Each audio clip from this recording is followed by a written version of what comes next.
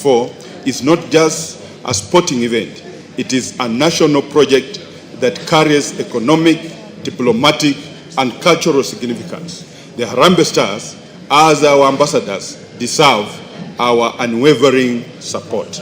As I conclude, allow me to commend the Malkia Stars Under-20 team that won the African Under-20 Championship in Cameroon by beating the host nation 3-1. I thank you, Honorable Speaker. Thank you, honorable members. I've been requested to give an opportunity to Honorable Otienda Mola as the captain of the Bunge football team to complement that statement. Honorable Otienda Mola. Thank you, Mr. Speaker. Let me thank Honorable Dan Wanyama and the Sports Committee. On behalf of the Bunge football team, a couple of whose members are here, I see Jack Wanami, Kaikai, Maungu, Mogaka, and a host. Oh yes, and Yesu himself. Well, that's a different team. I was talking about the male one because you. Anyway, I have a very short time, so let me finish this. I want to congratulate the Harambee Stars because even the Harambee Stars comprises only of men. So there's the women's football and men's football, and it's not discriminating. It's just that there's each with their own line. Mr. Speaker, I am happier to give these congratulations, unlike matters I will be speaking to later that have brought me much sadness. But on this, I am very happy to congratulate first the players. Secondly, the technical team. Thirdly, the federation itself. Number 4,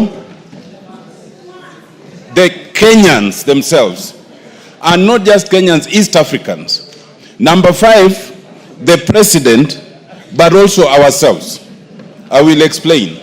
First of all, Mr. Speaker, let me thank the members. Many do not know that when Harambee Stars were preparing in their final 2 and 3 days, we as Bunge FC mobilized ourselves to just go and encourage them where they were training at the Police Circle Stadium. And you'd be surprised how encouraged the boys were, some of them from some constituencies that we come in, some from elsewhere, and they were just happy to shake hands, to play around with the ball, and we hope that that was helpful. Many also do not know that this idea of giving a token to the boys started with this August house. We were able to raise 1 million shillings and we took to the boys as we were training with them. People might think this is small money, but if you remember, these are boys who play locally, none internationally. Those encouragements are very good. So the president was riding on our back when he upped it to 1 million, now to 2 million, and elsewhere. We set the pace. But lastly, Mr. Speaker, I want us to be conscious of the fact that we are co-hosting. It's not just Kenya. Tanzania is co-hosting, Uganda is co-hosting, and the good news is that each of our countries have qualified for the quarters. And that is unprecedented. So let us encourage ourselves as East African. If we meet against each other, we play like East Africans. We do not play with any annoyance. Yesterday when we watched the thrilling game between Uganda and South Africa, those who love football will agree that's one of the most tantalizing games you'll ever see, where 6 minutes means a lot. I just want to encourage Kenyans to continue supporting the Stars. Continue, if you have the ticket, to come to the to the stadium. If unfortunately you don't have the ticket, go to any of the visual points that have been set up, or watch it at home. Thank you. Go the Stars. Thank you, honorable members. Those who never watch football, yesterday, 6 minutes to time, Uganda was down 3-1 against South Africa. And in 6 minutes, they rallied their strength and scored twice to draw and qualify. Honorable members, this CHAN has reignited our spirit of football.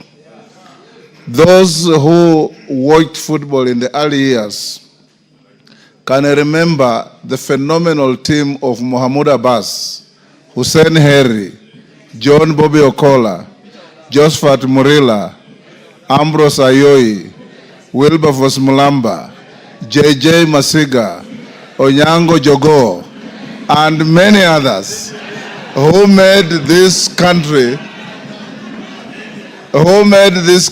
proud. Will you? Lelmengit, you are too young to remember those good old days. So, honorable members, you may do your foot thumping to support Harambee Stars for their next encounter. Of course, the minority leader is reminding me rather joyfully that Arsenal beat Man U.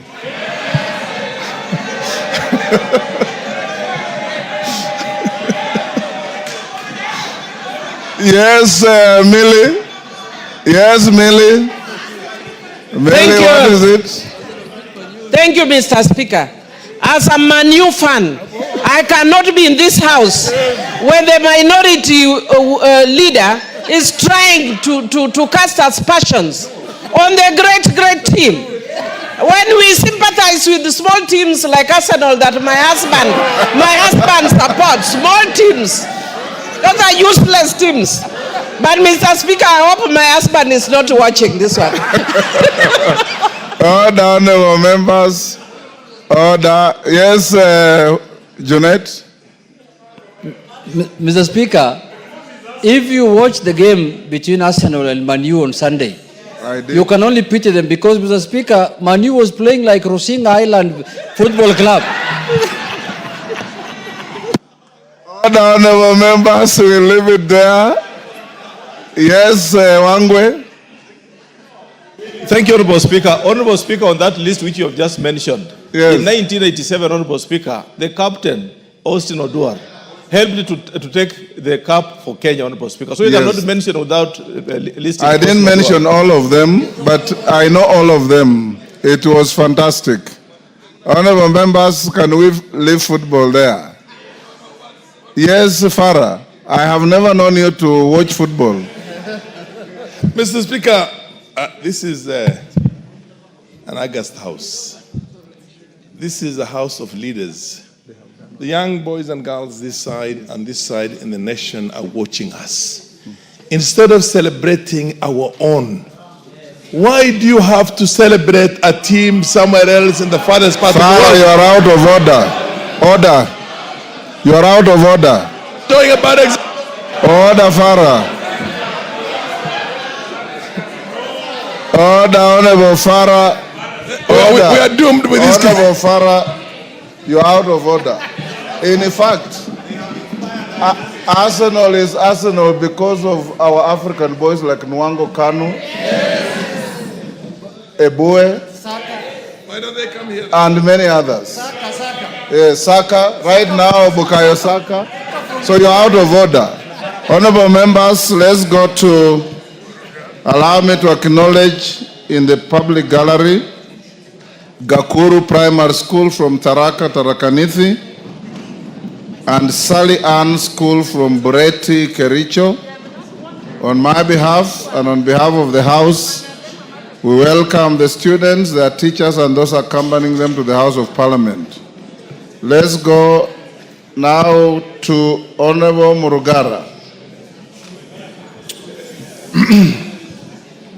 Thank you very much, Honorable Speaker. Now, Speaker, we are just from a light moment, but this is not very light now, as it touches on very serious matters that are before the House. Honorable Speaker, this is a statement on allegations of inducement in the consideration and passage of a bill. Honorable Speaker, this statement is made on behalf of the Departmental Committee on Justice and Legal Affairs and its members with regard to statements made during the joint Kenya Kwanza ODM Parliamentary Group meeting held yesterday, 18th August 2025, that was presided over by His Excellency the President, Dr. William Samoei Ruto, and the former Prime Minister, the Right Honorable Raila Amolo Odinga. At the meeting, a statement was made to the effect that the consideration and passage of the Anti-Money Laundering and Combating of Terrorism Financing Laws Amendment Bill 2025 was influenced by a Kenya shillings 10 million inducement collected by a member of parliament or members of parliament allegedly on behalf of members of the National Assembly. Honorable Speaker, the Anti-Money Laundering and Combating of Terrorism Financing Laws Amendment Bill 2025 was a bill sponsored by the leader of majority party. It was read for the first time in the House on the 4th of March 2025 and thereafter committed to the Departmental Committee on Justice and Legal Affairs for consideration and reporting to the House. The committee duly conducted public participation, considered the bill, and tabled a report in the House to inform the House's second reading of the bill. The bill sought to amend 10 acts of parliament to address technical compliance deficiencies identified by the Eastern and Southern Africa Anti-Money Laundering Group, the Financial Action Task Force, in Kenya's regime on anti-money laundering, combating of terrorism, financing, and the combating of proliferation of financing. The record of the House reflects that after exhaustive debate, the bill and the amendments proposed by the committee were wholly supported, leading to its passage on Wednesday, 16th April 2025 with amendments. Following its referral by the President with reservations on the term of the Office of the Director General of the Financial Reporting Center, the bill was passed by the National Assembly on Tuesday, 3rd June 2025, with amendments fully accommodating the President's reservations. On behalf of the Justice and Legal Affairs Committee, I wish to categorically state that the committee did not solicit and did not receive any inducement of any kind whatsoever from any member or quarter in its consideration of the Anti-Money Laundering and the Combating of Terrorism Financing Laws, Bill 2025, as alleged or at all. The Departmental Committee on Justice and Legal Affairs and its members are fully cognizant of the principles of leadership, ethics, and integrity which bind the members of parliament.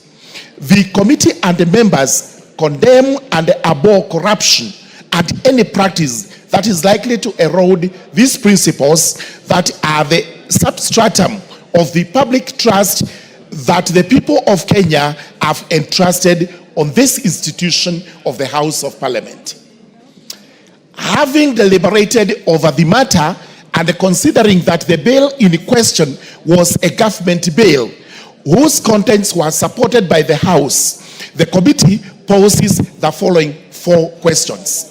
Number 1, which member or members of the National Assembly solicited and or received the said Kenya shillings 10 million on the, or any other inducement in relation to the consideration and the passage of the bill? Number 2, who gave the alleged inducement?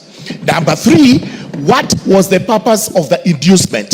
And number 4, have the allegations been reported to the relevant law enforcement agencies?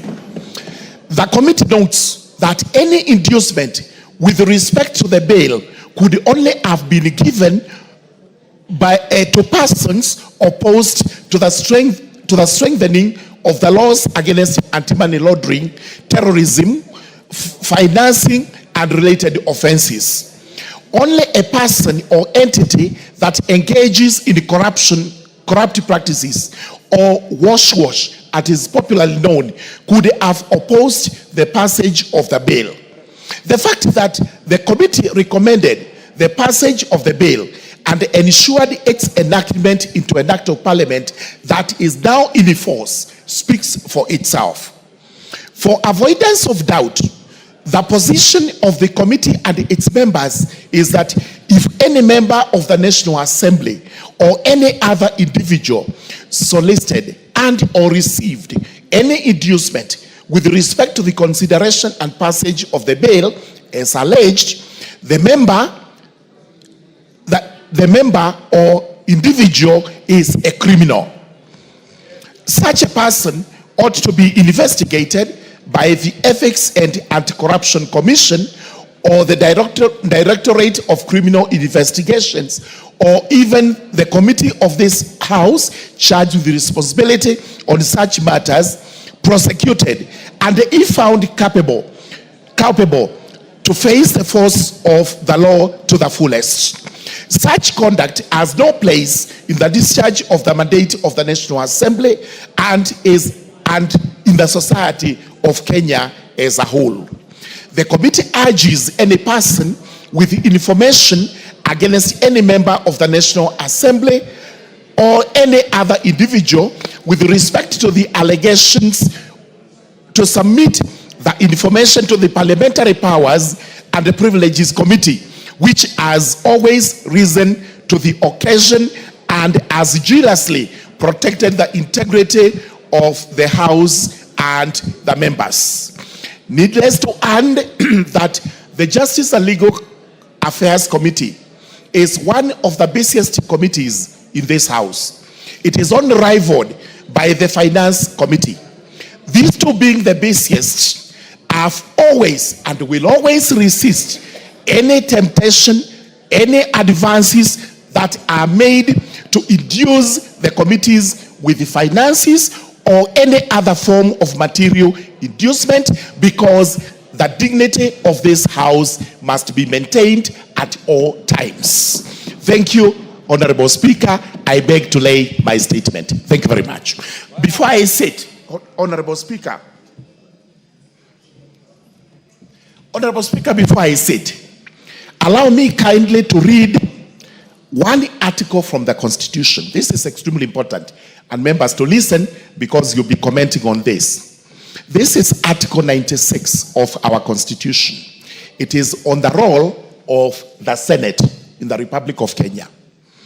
Number one, the role of the Senate represents the counties and serves to protect the interests of the counties and their governments. Number two, the Senate participates in the lawmaking function of Parliament by considering, debating, and approving bills concerning counties as provided by Article 9 to 113 of the Constitution.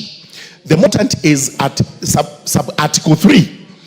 The Senate determines the allocation of national revenue amongst counties as provided in Article 217 and exercises oversight over national revenue allocated to the county governments. So, emphasis is on sub-Article 3 on oversight. Thank you very much, Honorable Speaker. I beg to lay. Thank you, Honorable Member Morugara. I promise to give Honorable Wandeto. Is he in the House? Honorable Wandeto, on the basis that he had a motion of adjournment, which was to talk us to the statement by Honorable Morugara, and I discussed with him and told him I'll give him the first shot. Members, you must also remember the provisions of Standing Order 87 on matters of contents of speech, so take into account that. Wandeto? Thank you very much, Mr. Speaker. As you have collectively said, I had brought before you a motion of adjournment to debate this otherwise very person ought to be investigated by the Ethics and Anti-Corruption Commission or the... On the basis that he had a motion of adjournment, which was to talk us to the statement by Honorable Morugara, and I discussed with him and told him I'll give him the first shot. Members, you must also remember the provisions of Standing Order 87 on matters of contents of speech, so take into account that. Wandeto? Thank you very much, Mr. Speaker. As you have collectively said, I had brought before you a motion of adjournment to debate this otherwise very As serious. Wandeto takes the floor, how much time can I give everybody? 5 minutes. 5 is... I have 1.5 hours for this. Can we do 3 minutes? With your leaders taking 5. Okay. Thank you, Mr. Speaker. Like you have said, I had brought a petition to you. Mr. Speaker, you need to protect me. Yes, give Wandeto an opportunity. Wandeto, you have 3 minutes to compose your... Yes, thank you. So, Mr. Speaker, I would like to start by saying that this House, the House of Parliament, is a temple of democracy in this country. This is where the will of the people is exercised in accordance with Article 95 of our Constitution. And so whenever there are allegations of the nature that has been made in the last 2 weeks, Mr. Speaker, it is a matter of grave national concern, and that is why you have done the right thing to stop all other business of the House to ensure that members are able to ventilate into the otherwise very serious allegations that have been brought against this House. Mr. Speaker, I am very committed to the principles in the Constitution of integrity, transparency, and good governance. And Mr. Speaker, what we have seen the last 2 weeks is worrying.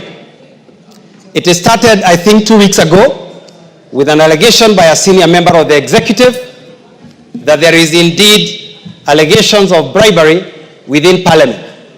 I was at the devolution conference last week in Homa Bay, and none other than His Excellency repeated the same. The following day, the Prime Minister repeated the same, that there is a lot of bribery and corruption going on in this House. Mr. Speaker, to take you back to the events of 2024, these members of Parliament were nearly killed in this House as they defended democracy and the rule of law. Mr. Speaker, after that, there were some allegations that money had changed hands. I think there was a figure of 2 million that time. And members, some of them even lost their property. Their houses were burnt. Others lost livestock and other things. So, Mr. Speaker, an allegation of bribery against a member, especially the figures that are being touted, even makes it, we feel endangered as you walk the streets. People, first of all, imagine you are some 10 million or some 150 million, and others possibly think you are the worst enemy of the people. Mr. Speaker, you know, we have been called MPs. We have been called all manner of names. So as I conclude, Mr. Speaker, I want to urge you, as the leader of this House, to do whatever it can, Mr. Speaker, to defend the integrity of this House. And Mr. Speaker, we must first of all, and if you allow me, since I had a substantive motion, Mr. Speaker, add me only 2 minutes so that I finish. Mr. Speaker, it is important that you lead us to restore the dignity of this House. And there are certain things that we must stop doing. First of all, we have what I would call an unholy dalliance with the executive. That must. Give him a minute. Give him. Mr. Speaker, this House has to stop being a choir for the executive. Mr. Speaker, this week we have also seen a lot of attack on CDF and an attack on Constituency Roads Fund by the same executive whom we have helped here with very difficult decisions. And now, I think, Mr. Speaker, the chickens have come to roost. Mr. Speaker, I invite the members of the executive to read Matthew chapter 7, verses 3 to 5. We know corruption is a big issue in this country, but the Bible reminds us, while look at the speck of sawdust in your neighbor, where you yourself, you have a log inside your eye. Mr. Speaker, as I finish, it appears some people are falling, but we will not allow them to fall with the whole House. Thank you, Mr. Speaker. Otienda Molo. Thank you, Mr. Speaker. Mr. Speaker, I will beg that I be added 2 minutes for context as a member of the Justice and Legal Affairs Committee. Mr. Speaker, first of all, let it be clear, I am a member of the committee. I have never sought or received any gain or advantage to support or oppose anything, except as by law and my conscience and my constituents. Mr. Speaker, the simple sequence of that long statement read by my chair is that this was a government bill sponsored by the Executive Office of the President. And we were told that we needed to pass it to remove Kenya from the grey list. In compliance, and it was signed off by the leader of majority, we complied, it came here, it passed. Where is our fault? Should we have rejected it? Because if we did, then you can blame us. Mr. Speaker, if that passage of the act and the amendment was procured by any corruption, then that corruption can only come from the Executive Office of the President. Because they are the ones who wanted it to pass. And if that is so, then 3 things follow. 1, that either the President or someone in his office knows who gave the bribe. 2, the President or someone in his office knows who received that bribe. And 3, they know why it was given, because obviously it could not have been for passage. It's even more annoying that it is alleged that some 10 million was given. Do you know 10 million to give the members, that's 28,000. So it's being alleged that members of this house are cheap as 28,000 to pass a law. It's even more annoying. Mr. Speaker, some of us have reputations and careers beyond this house. So when you attend a forum where for the first time in a PG, live TV has been invited, and then you are being accused of that kind of thing, it is so insulting, it is so demeaning, it is so unfortunate. Mr. Speaker, I want to say this, that even if there was such a supposition by the President, Standing Order 42 gives him the opportunity to write to you a special message, which then you can table and we can inquire into it, not to be paraded and demeaned as if we are criminals. Now, the way forward, Mr. Speaker, I want to suggest that our only way forward, you see, in this house, we cannot discuss people adversely, because Standing Order 83 all the way to 107 restrict our discussion. But for us, unfortunately, no one protects us out there. All sorts of allegations are made against you and you must just sit and listen. Our only ventilation is Standing Order 191. I want to suggest, Mr. Speaker, that under Standing Order 191, where we have our Powers and Privileges Committee, the Powers and Privileges Committee, 191(1)(a), is allowed to summon any person to appear before it for the purposes of giving evidence or providing information. This house has been called the house of extortion. This house has been called a corrupt house. This house has been alleged to have received some 10 million. My suggestion, Mr. Speaker, authorize the Powers and Privileges Committee to summon the President, or if not the President, then the head of public service and the secretary to the cabinet to come and tell us about these allegations, because we don't know how to protect ourselves out there. I so submit, Mr. Speaker. Yes. Dr. Bukose.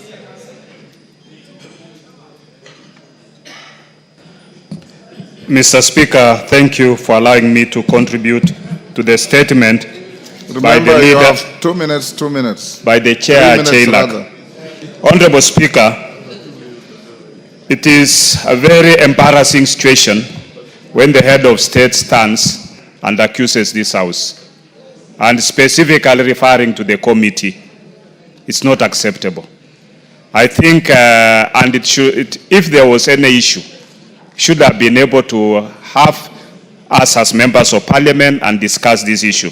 To me, I suppose that most likely the head of state might have been lied by whoever took the information to him that that person took 10 million to the AJAABU. Yeah. Those are his views. Just listen to each other. If 10 million was given, then the person who gave the 10 million must state very clearly whom did he give the 10 million. Yeah? That person must state very clearly, because it seems that person should be able to account for the 10 million. Where did you take the 10 million? Yeah? And most likely, and to who? Because when the bill came to the House and it was presented by AJAABU, we were told this is one of the requirements and a precondition for IMF. And we passed. So, to be accused later on of having taken money, and it seems money exchanged hands, the 10 million must have changed hands. So where did that 10 million come from, and where did it go? And why? Because any bill that comes here and is a government bill is sponsored by majority, and more often, because we are now have a partisan kind of agreement within this House, under the broad-based government, we've always supported all the bills that the government brings. Therefore, this must be investigated, and the truth must be unearthed, so that all of us can be cleaned. Because when we go out there, people are looking at us as thieves, as extortionists, and that is not right. We have reputations to protect, we have families to look at us, and we have friends who should not be suspicious of our activities. Thank you, Honorable Speaker. Zamzam. Mheshimiwa Spika, wajua afisi akitaka kumla mwanawe usema ananuka mbuzi, Mheshimiwa Spika. Na Mheshimiwa Spika, inasikitisha sana. Bunge hili ndio limeshika Kenya kwa mkono, Mheshimiwa Spika. Tumepitisha bills nyingi sana zao, hata hii ya money laundering. Mimi nilikuwa against kwa sababu najua kuna watu ambao wamekuwa targeted, Mheshimiwa Spika, ambao ni wa real estate. Na hatukuwahi kufuatwa na mtu yoyote kuhongwa chochote, Mheshimiwa Spika.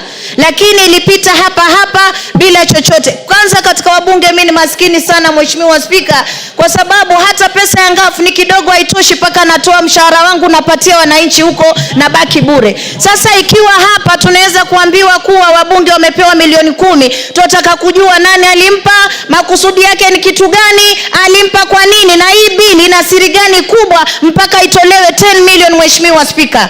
Mimi Mheshimiwa Spika nataka kusema sasa hili bunge tutatoa majembe yetu store, turegeshe kama tulivyokuwa pale mwanzo, ndio sauti zetu zitasikika, Mheshimiwa Spika. Haiwezekani wabunge wanahangaika, wanateseka, hawana pesa. Alafu hata hii mambo ya CDF, mimi sijui kwa nini hapa tuliwapa county government 485 billion, Mheshimiwa Spika. Sijui kwa nini haiwatoshi, wanakimbilia 54 billion ya hili bunge, Mheshimiwa Spika, wakati hatuoni kazi zao kule mashinani. Sisi tunasema bunge hili litasimama, na ikibidi wanataka tutoe devolution, basi tutaitoa devolution ibaki kama ilivyokuwa zamani, kwa sababu wanabunge hawezi kuwanyanyaswa kiasi hichi, Mheshimiwa Spika, mpaka kwenye televisheni wanaitwa wezi, wanaitwa extortionist, wakati ambapo mimi mama Mombasa najiangalia sina chochote, Mheshimiwa Spika. Hata ukienda kuangalia accounts zangu wenyewe watashangaa. Leo Mombasa nikaambiwe mama Zamzam, nyinyi ndio mmeiba pesa, nyinyi ndio extortionist, nyinyi ndio nini. Siwezi kubali, Mheshimiwa Spika. Kama mtu anataka kwenda chini na sisi, mimi nitaenda naye chini. Asante sana, Mheshimiwa Spika. Musa Sirma.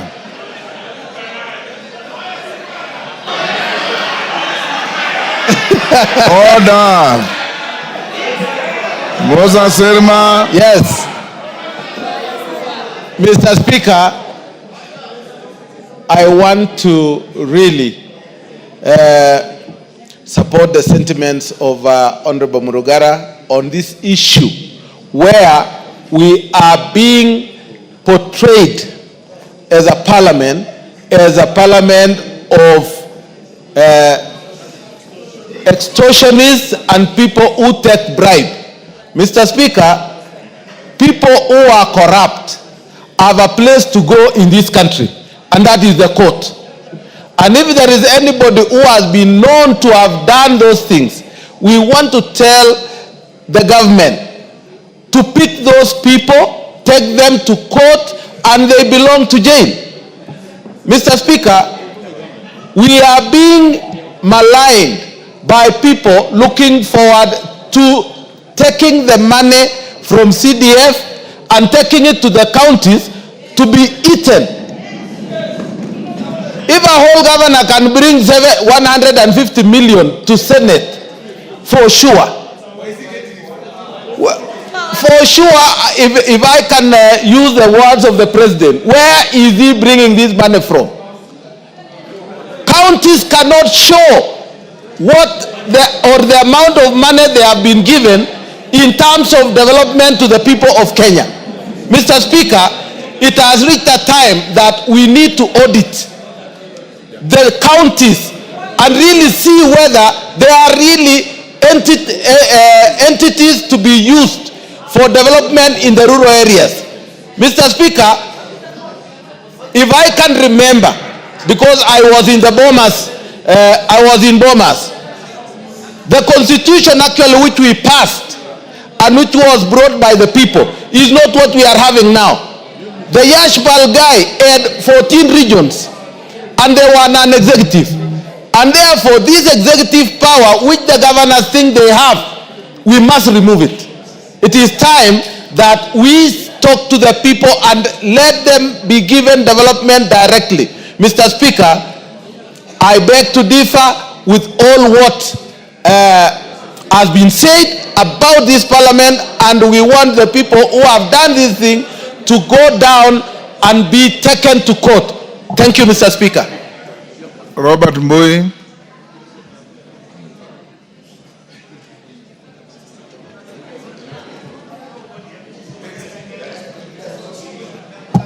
Thank you, Mr. Speaker. Mr. Speaker, Parliament is under attack, Mr. Speaker. And if you go on social media, read a newspaper, switch on your TV, continuously, this house is under attack. And Mr. Speaker, it has gone to the level where it has even gone to the funds that go to the people that we represent. That is CDF and KERA and GAF and the other funds. Mr. Speaker, the executive must respect this house. Members of this house have stood with the executive. Even though some of us have been opposing, members of this house have stood with the executive and supported them on all their agendas, including becoming extremely unpopular with the population because they were making sure that the agenda of the regime has passed on the floor of the house. But Mr. Speaker, now they have been thrown under the bus. It happened last year, even after passage of the finance bill, that the executive president again said that that bill was unpopular, and yet he's the one that had been telling members to support it. Mr. Speaker, I want to say that we must make sure that as a house we fight together. Mr. Speaker, there's something that is going on with the executive. When they say that this house has corrupt practices, I've been seeing empowerment agendas, empowerment forums all over the country. Mr. Speaker, someone who was just the other day a CS is able to give about 2 million, 3 million every week in a function, in fact 2 or 3 functions in a week. Mr. Speaker, I want to tell you, what we need to do is start auditing the executive also. When they say there's corruption on the floor of this house, we also ask them, where is all the money you're spending coming from? Because, Mr. Speaker, this is a case of the pot calling the kettle black. So, Mr. Speaker, I want to say that it is important as a house we defend ourselves. Mr. Speaker, it shocks me when the executive goes completely against the constitution, and members of, I'm lucky I was not in the lecture room yesterday, but Mr. Speaker, I hear that even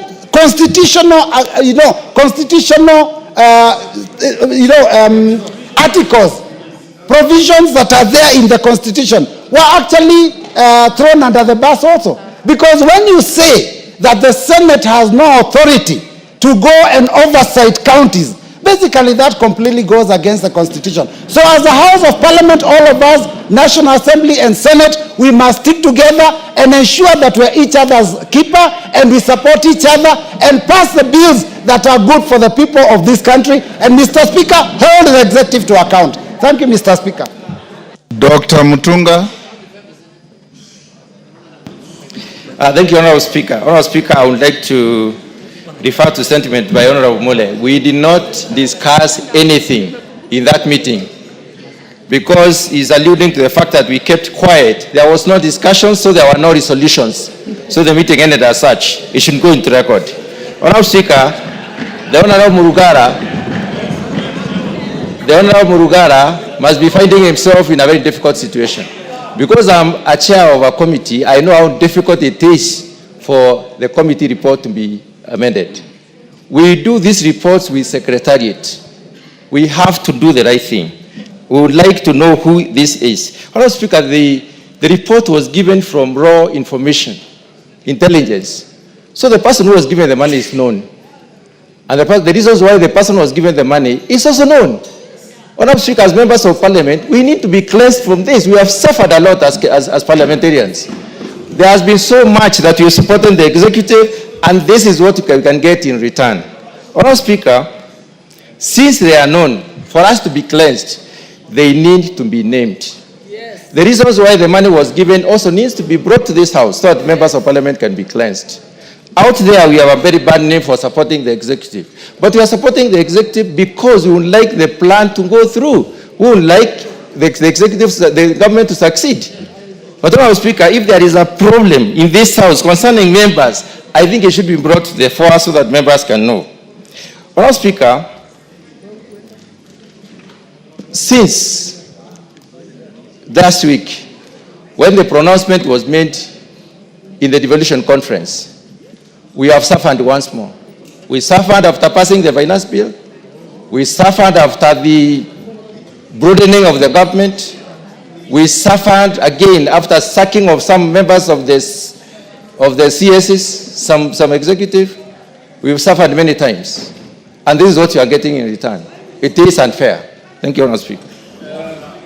Karoli Omondi. Thank you very much, Honourable Speaker. I'll try and be very brief, but let me start by saying I take great exception as the statements made by His Excellency the President, now 3 times, attacking the character of everyone in this House, including yourself. We must now take the position of NATO. Mass character assassination we shall not accept. If somebody is guilty, let them be charged on their own. But an attack such as the one that was, he's made it twice, 3 times.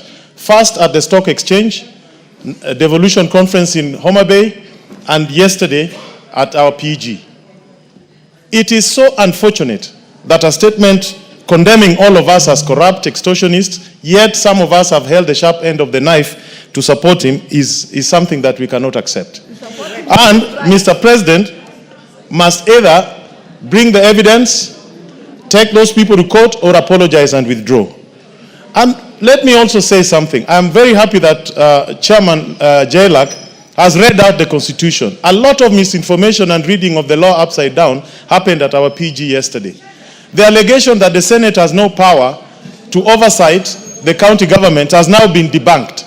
Article 96 of Article 3 of the Constitution is clear on that. Let me also debunk a few things on the NGCDF. The national government has the power to establish special funds to discharge its functions. And under Article 6, the national government can devolve its functions to the sub-counties, which form a constituency. In a presidential system such as the one we have, there is nothing wrong by the national government having NGCDF as its own fund, funded from the shareable revenue allocated to it. In any event, even if we don't have the NGCDF, the funds for the NGCDF will not be taken to counties. The counties will not receive it. But to make matters worse, the law is being misinterpreted by the Right Honorable Raila Odinga. In a parliamentary system, the members of parliament form the government, the prime minister and his ministers. The members of parliament sit in the executive. They design projects, they implement, they oversight. Let him see what is happening in the House of Lords, in the House of Commons in England. What is happening there? Why can't he say MPs cannot do what we are doing here? That is the wrong application of the law. And yesterday I was very upset because there is state capture in this country. Let this house today, let us look at what is happening at the e-citizens. How many pipes are leaking government revenue to private pockets? Do your work as members of parliament. Let us call them out. Sugar mills were privatized. Workers are being fired. Let us know who took over the sugar mills built by public funds without competition. Let them tell us. I have a question in the floor of this house calling the Minister for Treasury to come and explain to us. Let us take the war to them. Let us take the war to them. If they want, we will give.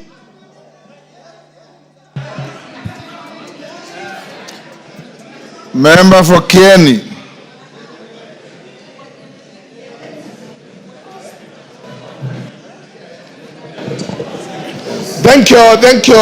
Thank you so much, Mr. Speaker, for the opportunity.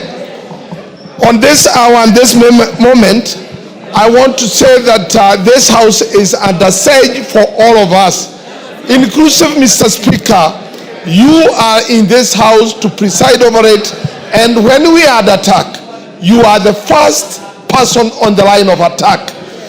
I really want to say that this is the government, the executive, which we have worked and we have given it our sweat and our blood to make it to where it is now.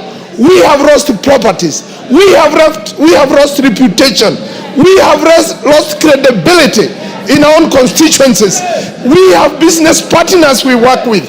Whenever we visit them for business, other than the parliament, they see us, we are taking corruption into their own offices. And it is for that purpose, Mr. Speaker, we would want to say that whoever suggests that we are corrupt, they should, and we are not, they should go to the same venue, tell our wives, tell our children, tell our business partners, tell our friends that that was a very erroneous statement that came from none other than the head of state for this country. Because the first question I got when I went home last night from my wife, he wanted to check my pocket if I had any illegal money. And I really want to rest my case that we earn our sweat by offering services to this government through this parliament. Thank you. Member for Bumula. Honorable Speaker, I was very shocked yesterday by the sentiments of His Excellency the President. Members, let's listen to one another. You will add me some 30 seconds, Honorable Speaker. Honorable Speaker, the Constitution is very clear. Chapter 8, 9 and 10 is very clear in terms of roles of Parliament, Judiciary and the Executive. This House is self-regulating through the committees of powers and privileges chaired by none other than the Speaker himself. Mr. Speaker, this House has done well. As a National Assembly, we've risen to the occasion. When we called out on Shah, during Adani, now the committee on PAC has done very well with e-citizen. And my guess is good, because I think that is where the rage is coming from. They have come out to unmask the culprits of e-citizen and how money is being stolen. Honorable Speaker, this House, this floor impeached a minister of government, Honorable Mithika Linturi. We have done well, Honorable Speaker, as a parliament. It is wrong, Honorable Speaker, for President to say he's fed on raw intelligence, Honorable Speaker, and moves to make such accusations against us. Honorable Speaker, in law, and you know better than me, anybody who becomes aware of a crime and keeps quiet of it is an accomplice. As we speak, the Honorable President is an accomplice, Honorable Speaker. Why was he giving the 10 million shillings? Order, Wamboka. I referred you to Standing Order 87. You want to discuss the person and conduct of the President, bring a motion. Well guided, Honorable Speaker. Yes. Read your standing orders. Well guided, Honorable Speaker. Honorable Speaker, the President has all instruments. The President has all instruments. Order, Otieno Amolo, what is it?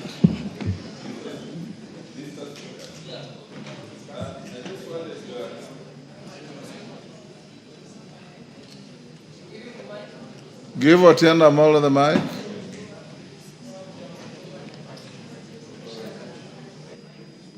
What's happened?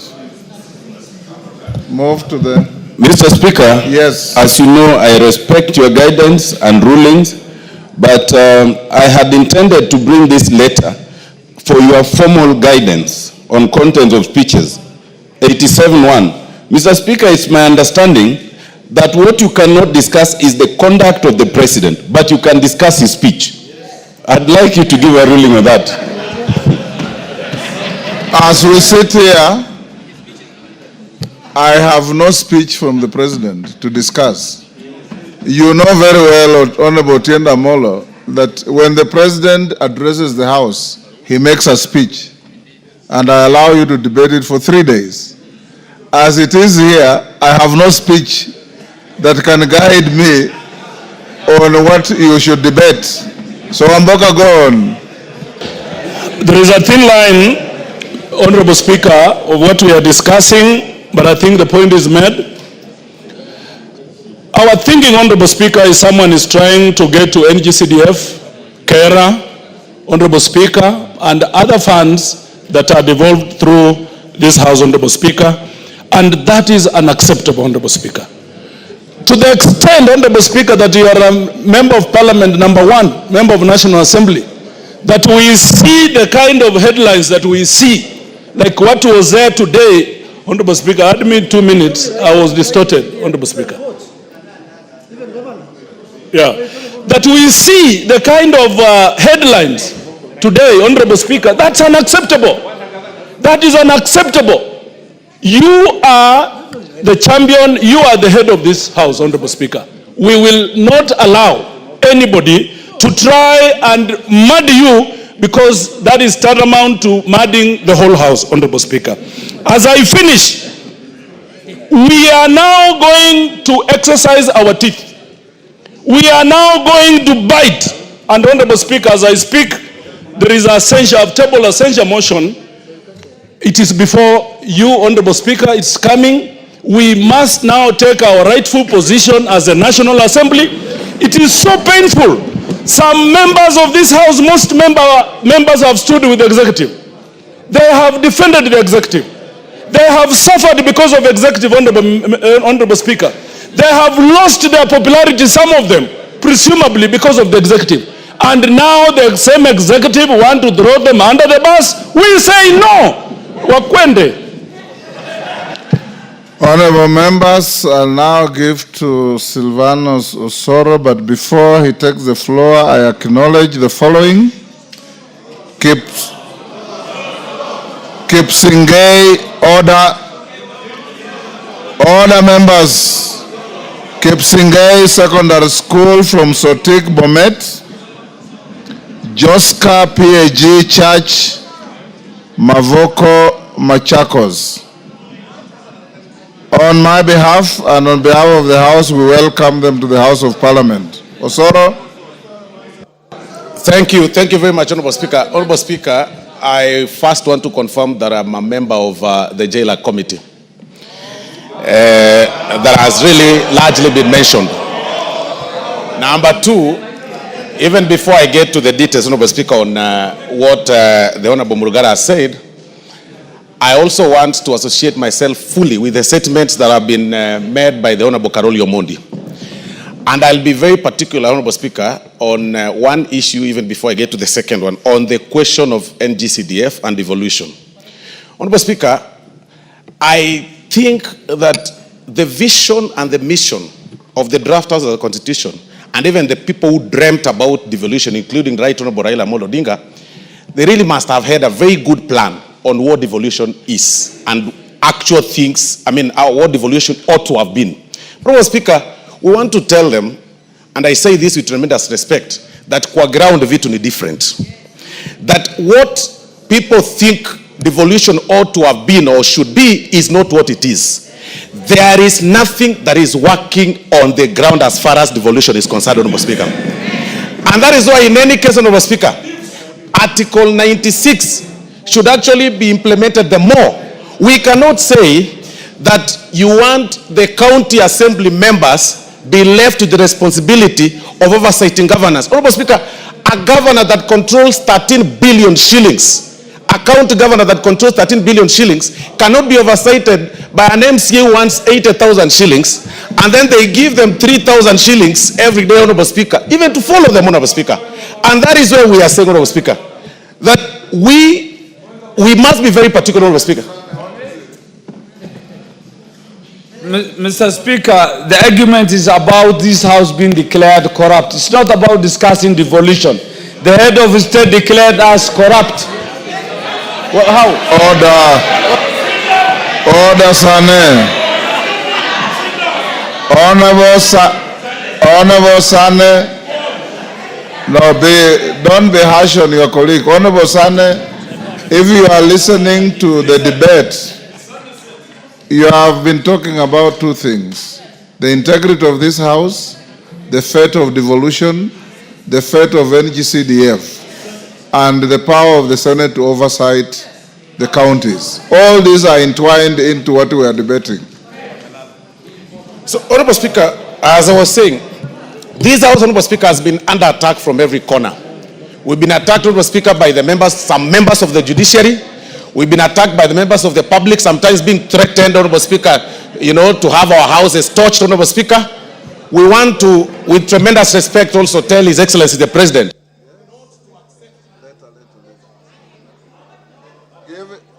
Give him a minute.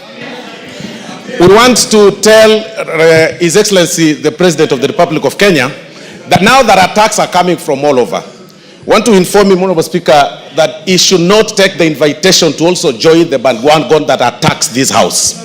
Because this House, if somebody claims that they brought money to a certain committee or to a particular chair, then especially on a bill that is actually sponsored by the AG from government, then that person should actually be arrested the more, because he is the one picking money from some public side and then to try and bribe the members of parliament, Honorable Speaker.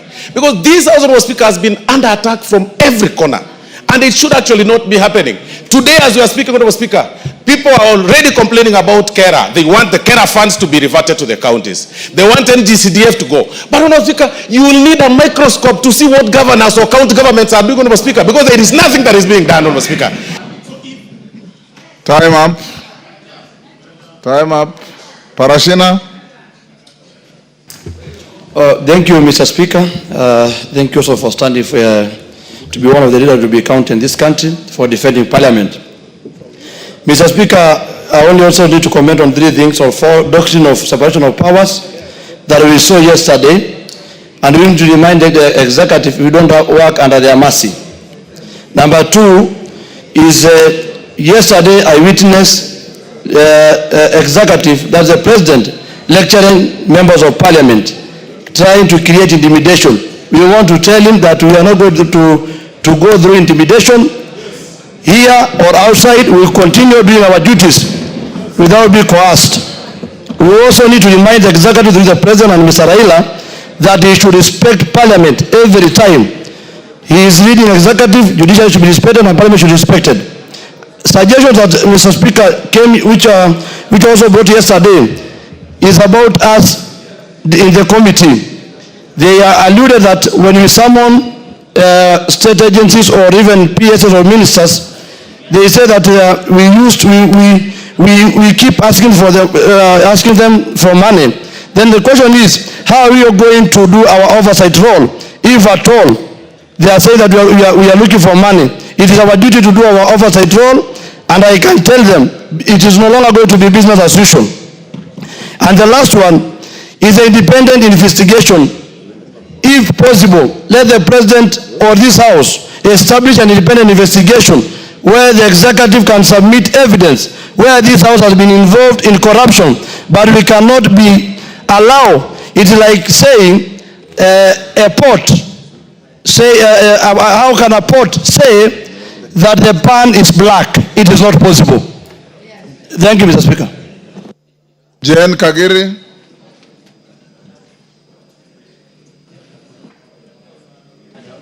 Thank you, Honorable Speaker, for giving me an opportunity to contribute to the discussion. Honorable Speaker, my English teacher always told us, before you skin a dog, you give it a bad name. Honorable Speaker, today, I feel that is actually what is happening. We all know that CDF, NGCDF, and GAF are under siege. And because of that, Honorable Speaker, that is why it is found right for an attack of members of Parliament, for them to give us a bad name. Honorable Speaker, I would just want to remind this Honorable House, and inclusive of anybody who contests for a position, that is including the presidency, that it is based on performance that we get re-elected. And even for the presidency, should be well noted that the performance of NGCDF, the performance of GAF, will also count for their performance at the end of the 5 years. So, Honorable Speaker, we need NGCDF respected, we need GAF respected, and Honorable Speaker, let it go on record that members of Parliament make decisions based on their own minds and based on what they want to do for their people. So nobody is here to be helped to decide based on the money that they receive. We make decisions because we want the best for our people, Honorable Speaker. Thank you. Daud. Thank you, Mr. Speaker, sir. Mr. Speaker, let me also declare that I'm a member of JLAC and they have not received any of the monies that has been paraded around. Mr. Speaker, I would like to thank the President on one thing. He has reminded us that we need to do our work. We have not been doing our work because we have been supporting the executive. Whenever things come here, we have always been supporting them. I think, Mr. Speaker, sir, the bill that is being, the act that the President mentioned, the anti-money laundering, was sponsored by the Leader of Majority. Actually, we should not even start with the President. We should ask the Leader of Majority whether he bribed the committee, the JLAC committee, and how much he has given us. The second thing, Mr. Speaker, if the bill, if that act was procured through bribery, then that act should be repealed and brought back to this House so that we can act on it again without the bribery. Thank you, Mr. Speaker. Yes, Karemba. Yes, I'll come to you. Thank you, Honorable Speaker. And Honorable Speaker, allow me to say that I am happy and upset at the same time. I am happy because of this conversation, because I believe, Honorable Speaker, the dragon that needs to be slayed in this country is the dragon of corruption.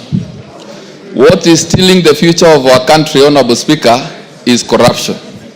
And it is okay if this conversation is started by the President or any other person. But, Honorable Speaker, I am upset because of this wholesale condemnation of Parliament.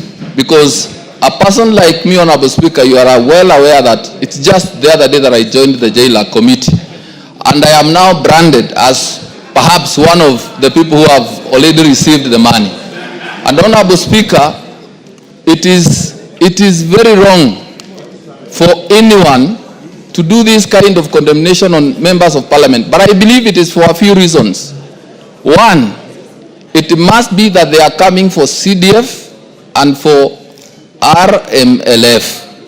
It is for that reason.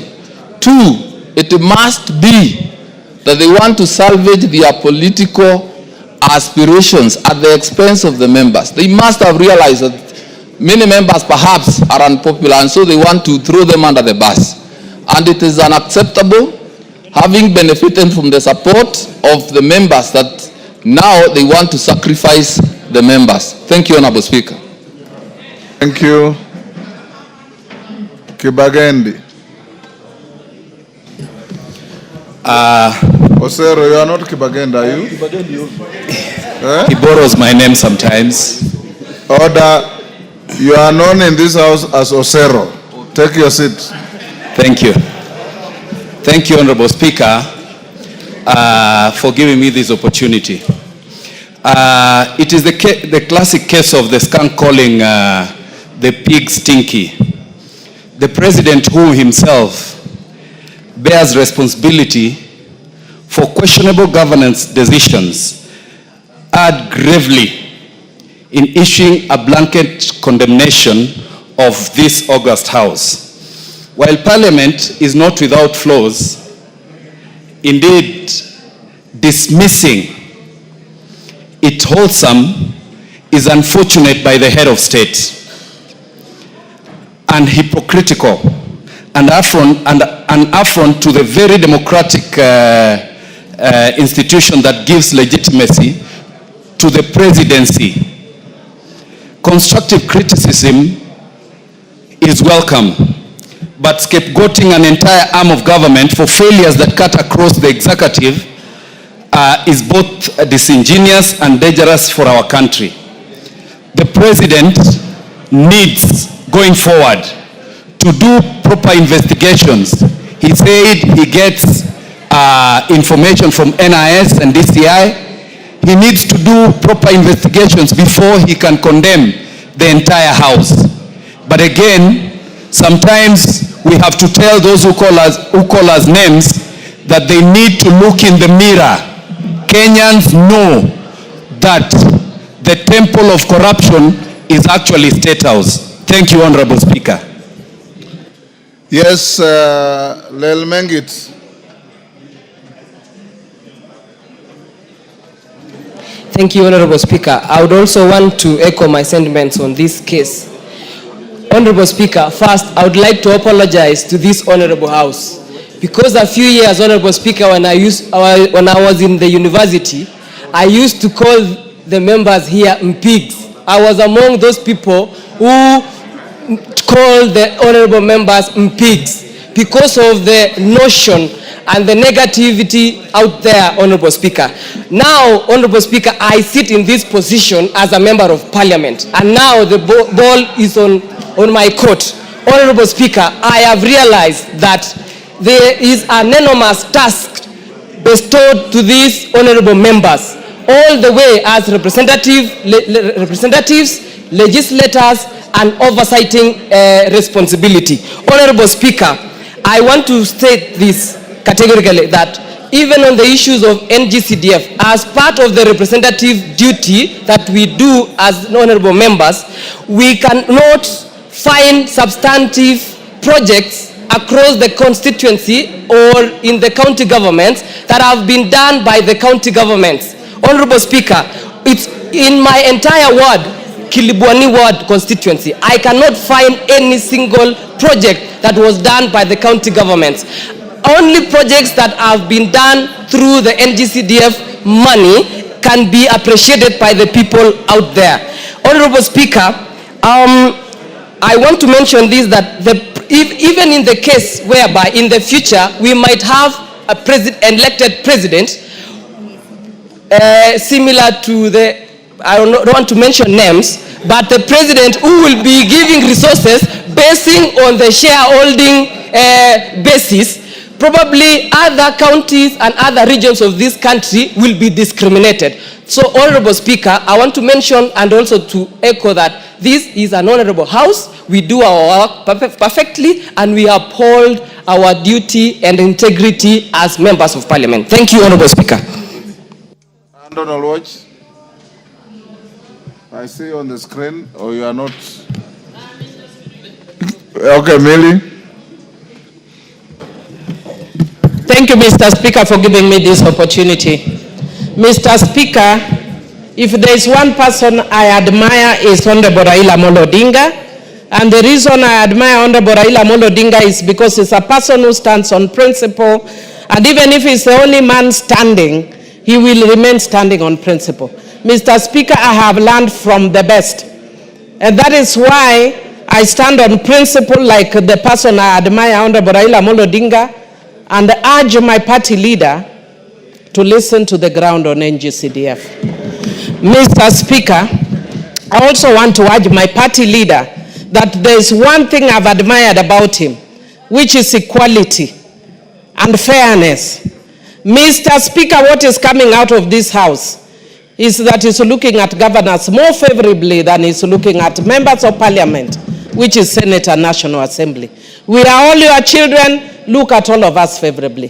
Mr. Speaker, I want to speak to should I one day be unfortunate to be the president, because it's not a happy occasion to be president, but should I be unhappy to be president of this republic, one thing I cannot take for granted, if I got that opportunity, is the support of parliament. If you are a president, do not take for granted the support of parliament. If in doubt, ask Honorable Uhuru Muigai Kenyatta. Mr. Speaker, finally, on corruption, there is demand and there is supply side. We have had and we keep hearing a lot on supposed or alleged demand. As a governance expert, tell us the supply side. If you are serious about dealing with corruption that is bedeviling this country, let us look at demand and the supply side. And as a Christian, Mr. Speaker, I want to remind us that I was taught a song. Kila mtu atauchukua mzigo wake mwenyewe, na kila mtu atabewa habari zake mwenyewe mbele za Mungu, siku hiyo itakuja. Individual responsibility. Thank you. Honorable Rindikiri Murwitania. Thank you, Mr. Speaker. Order, honorable members. I want to One may think that Millie is out of order. The reason I've allowed her is I've treated it as a quote in a speech. Anything beyond that should have been out of order. Thank you, Mr. Speaker. I associate myself with the sentiment expressed by the chairman of JAAABU. Mr. Speaker, in other forums, I am the president of Democracy and Good Governance in the International Conference of the Great Lake Region. Mr. Speaker, democracy dictates that we express ourselves anyhow. But good governance is a responsibility of each one of us. Mr. Speaker, the executive has a responsibility. The legislature, we have a responsibility. The judiciary has a responsibility. Mr. Speaker, we are equal partners. We are not lesser of the responsibility that we have been given. Mr. Speaker, the advantage of the executive can be good, can also be bad. Mr. Speaker, the last parliament and many majority members who are in the last parliament, we know we were called names. We were called collapse. This is not a new thing. The last regime, the past regime, called the members of this parliament collapse. Actually, bad names were used against us. Mr. Speaker, now we are being called collapse. Each person, if we are to apply the principles of good governance, we must exercise what these principles are. One, the rule of law. The rule of law dictates that when something is wrong, the law takes precedence. Mr. Speaker, I want to imagine that the president knows this, and I'm sure he knows. Let him subject all of us who have been found to be culpable of being corrupt to the rule of law. It's as simple as that. Mr. Speaker, transparency is very key in leadership. Mr. Speaker, we cannot be all accused en masse without giving evidence.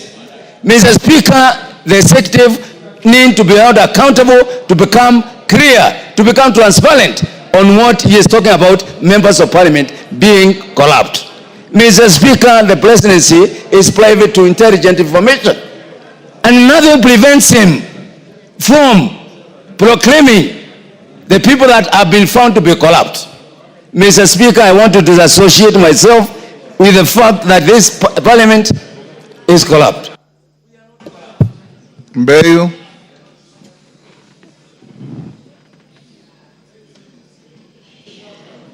Asante Mheshimiwa Spika. Mheshimiwa Spika, mimi nahuzunika sana. Haya maneno yalitokea kwa viongozi wetu wakuu jana, ni jambo la kusikitisha. Na hasa nikisikia upande wa kuondolewa pesa za NGCDF na ni pamoja na ngafu. tufikirie sisi kama wabunge, majina tumepewa, lakini hawa wabunge hawana shida kama wale wananchi wetu waliweza kutupigia kura pale. Wale wananchi wanategemea NGCDF, wanategemea ngafu, watoto wao wasome, watoto wao waende chuo kikuu, miradi ifanywe, shule zijengwe. Na mheshimu sana baba Raila Odinga, lakini kwa hili atufikirie sisi, na mimi wakilifi, wale wa mama wajane walioamka saa 10 kwenda kupiga kura ya Mbeyu, machungwa 6. Wataniuliza mimi niwaambie nini? Siwezi kulipa fee, niko na mradi wa full scholarship. Watoto maskini wanategemea hizi pesa walipiwe fee. Sisi ndio tunaenda kuteseka, Mheshimiwa Spika. Mbali na ile kejeli yote ya kupewa haya majina, ni wale watoto maskini wa Kenya wanategemea pesa za NGCDF kujikimu pale mashinani. Tutawajibu nini? Sisi tutawaambia nini? Tunataka kurudi na hakuna pesa za kuwasaidia. Tutatetea vipi? Kura inakuja, bado miaka 2. Ngafu haiko.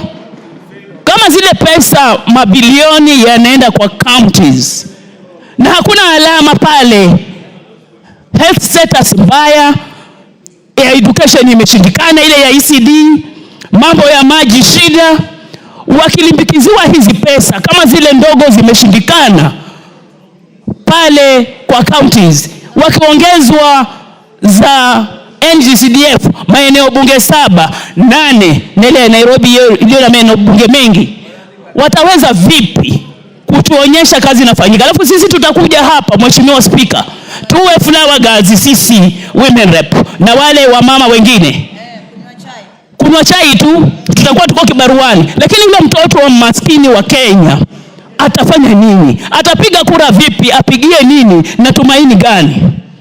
Lazima viongozi wetu wafikirie, ni kesho kutwa tu wataitisha kura, hatutaweza kujisaidia, hatutaweza kutetea mtu. Mbeyu nitajitetea mimi na watu wangu maskini. Asante Mheshimiwa Spika. Omboko Milemba. Thank you, Honorable Speaker. I think this is a very great opportunity from the President and the Honorable Raila Odinga to call out Parliament. And this is a great opportunity for the 13th Parliament to take this opportunity to actually deal with the elephant of corruption.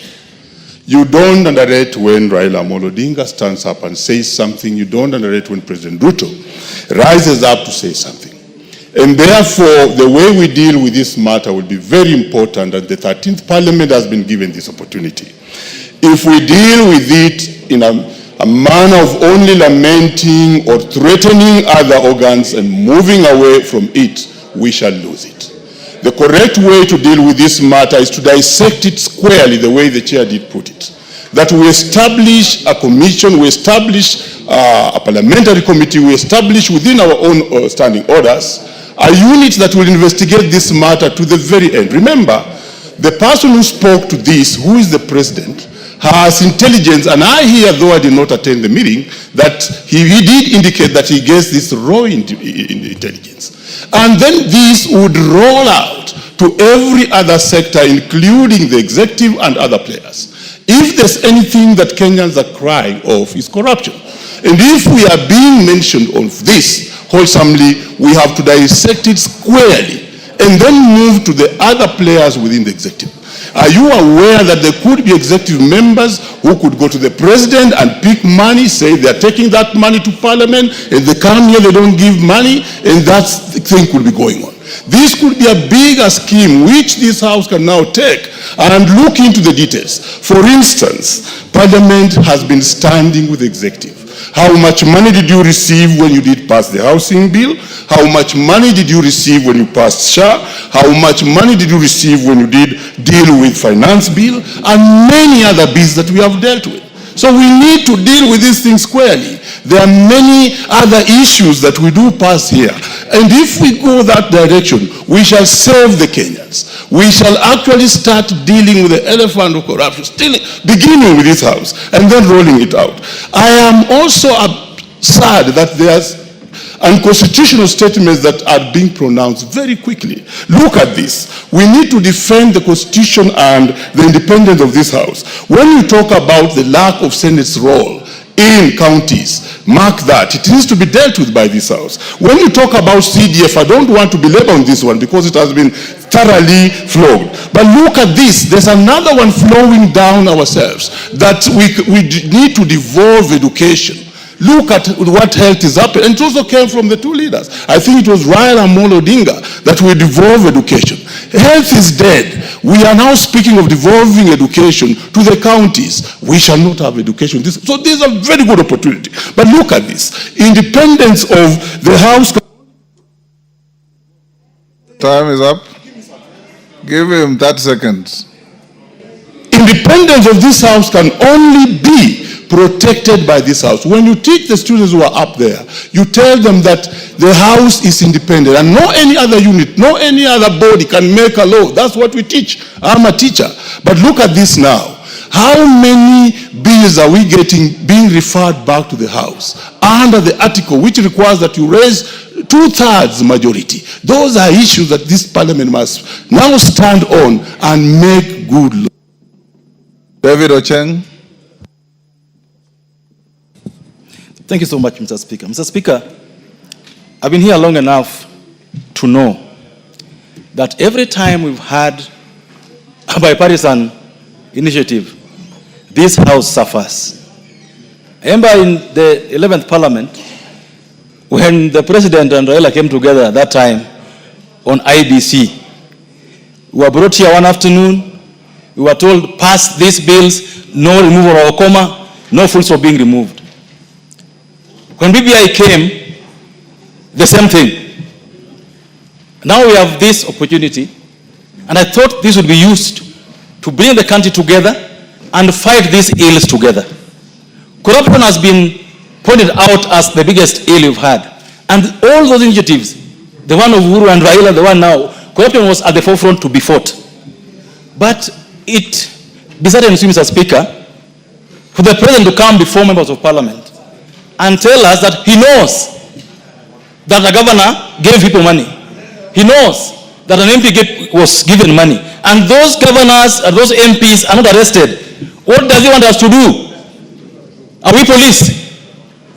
If you're the president and you know those who are stealing, why don't you arrest them?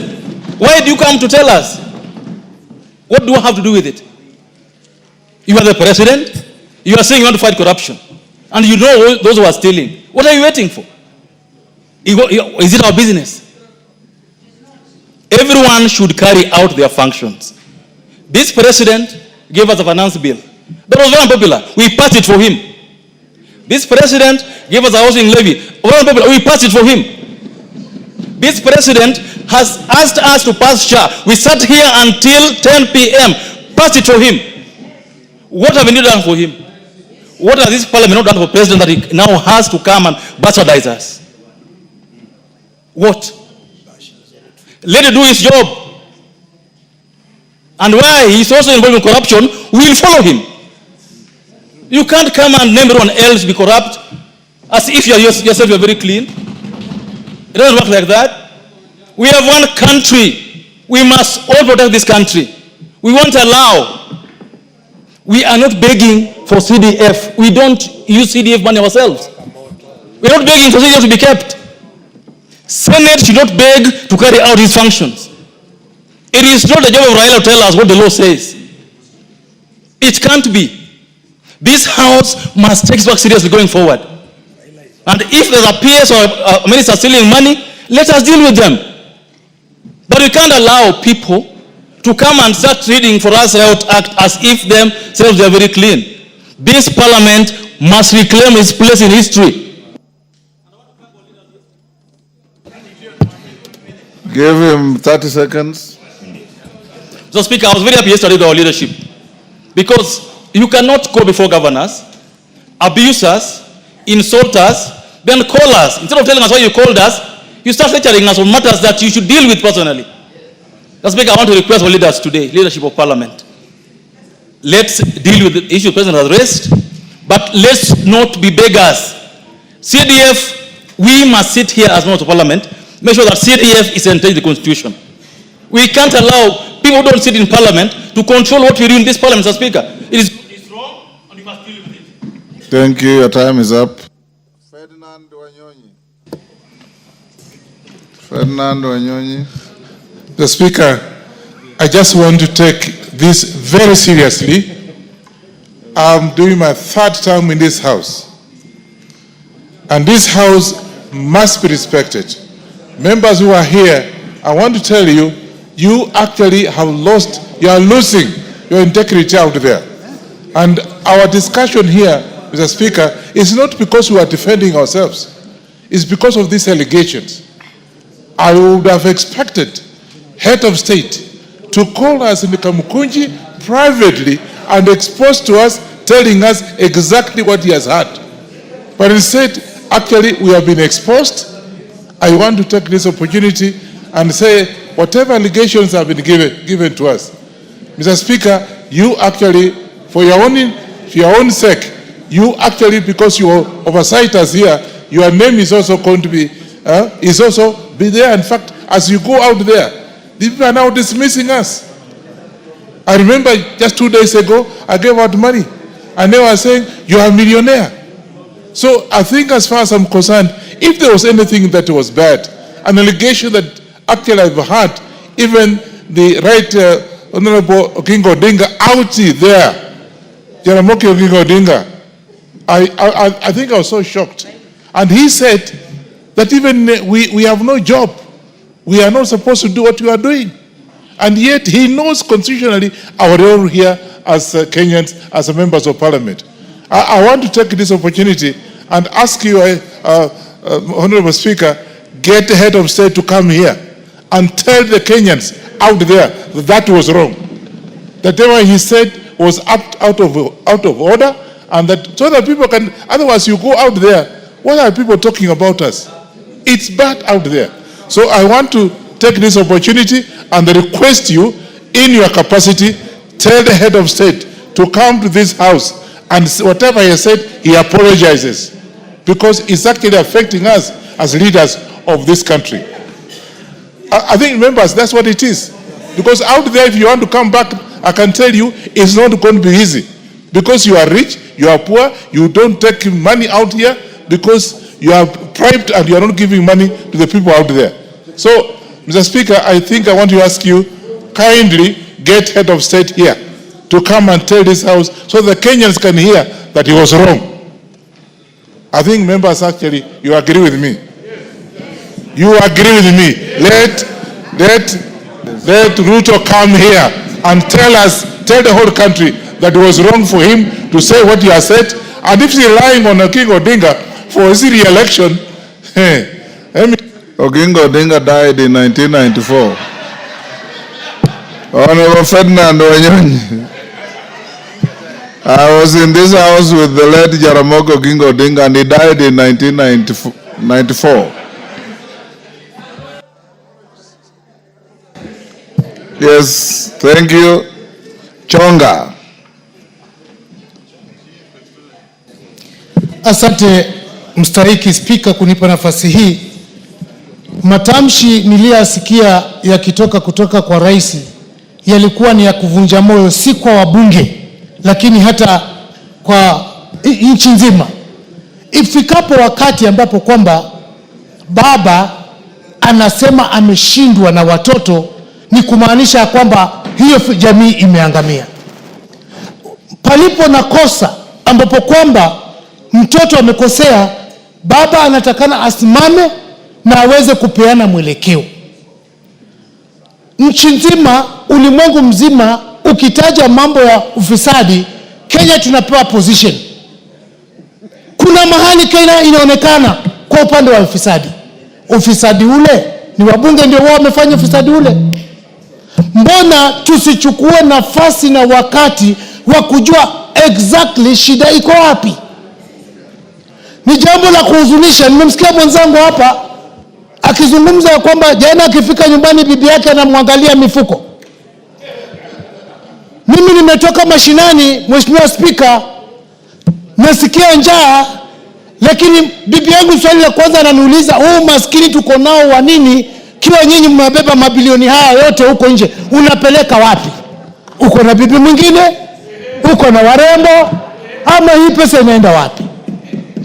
Ile nafasi ya kuitwa mheshimiwa mstahiki Spika, sasa hiyo mheshimiwa umeshatoka. Tumekuwa wadharauliwa. Mbali na hayo yote ambayo kwamba sisi tunapambana nayo, tukitetea hususan serikali ya Mheshimiwa Rais Ruto. Mimi hapo nyuma, Mheshimiwa Spika, ulikuwa unanijua. Nikisimama mimi nilikuwa najua napeleka mawe yangu wapi. Nimepunguza utambi kwa sababu tunataka Kenya ionekane moja. Kenya isonge kwa agenda zile ambazo kwamba zinastahili. Lakini je, leo hii Mheshimiwa Spika, unataka mimi nikatetee serikali yenye inanidhulumu kuniita mimi mwizi? Tuko wabunge hapa wengine, hata ukiangalia hiyo koti amevaa ni 10,000. Iwapo kwamba kweli tunapewa pesa hizi ambazo tunapewa, mbunge anaweza kuvaa vibaya namna ile? Mheshimiwa Spika, ni jambo la aibu, ni jambo la kuelezesha. Pia mimi naunga mkono ya kwamba sisi ni tegemeo la rais, tunahitaji atuombe msamaha. Bila hivyo kila mtu atabeba msalaba wake, kama vile Millie Odhiambo alivyosema. Asante Mheshimiwa Spika. Sane.